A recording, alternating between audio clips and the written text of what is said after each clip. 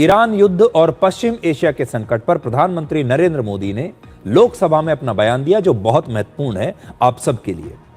उन्होंने जो खास बातें कही हैं मैं आपको बताता हूं।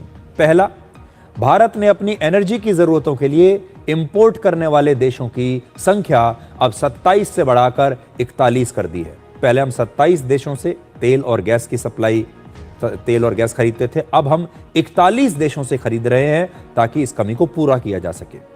प्रधानमंत्री मोदी ने कहा कि जहां से भी संभव हो सके वहां से तेल और गैस भारत खरीद रहा है। दूसरी बात उन्होंने कही कि भारत के पास 53 लाख मीट्रिक टन से ज्यादा का स्ट्रेटेजिक पेट्रोलियम रिजर्व है और 65 लाख मीट्रिक टन रिजर्व की क्षमता अभी बढ़ाई जा रही है। तो हम लगातार अपनी क्षमता को बढ़ा रहे हैं। तीसरा, प्रधानमंत्री ने यह भरोसा दिलाया है कि किसानों को यूरिया की सप्लाई में कोई कमी नहीं आएगी। हमारे देश में अनाज का पर्याप्त भंडार है और एलपीजी की सप्लाई में भी घरेलू उपभोक्ताओं को प्राथमिकता दी जा रही है। चौथा, अब तक 3,75,000 से ज्यादा भारत के लोग सुरक्षित रूप से भारत लौट चुके हैं। पश्चिम एशिया से ईरान से लगभग 1,000 भारतीयों को वापस लाया गया है, जिनमें से 700 से ज्यादा मेडिकल छात्र हैं।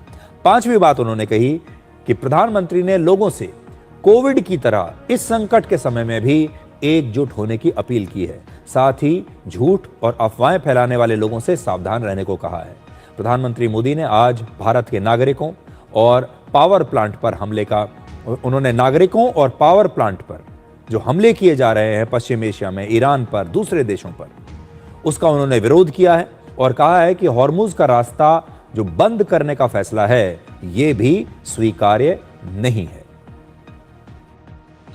शुरुआत से ही हमने इस संघर्ष को लेकर अपनी गहरी चिंता व्यक्त की है।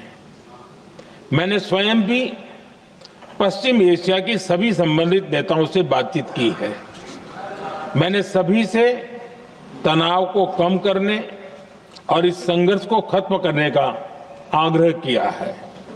भारत ने नागरिकों, एनर्जी और ट्रांसपोर्ट से जुड़े इंफ्रास्ट्रक्चर पर हमलों का विरोध किया है।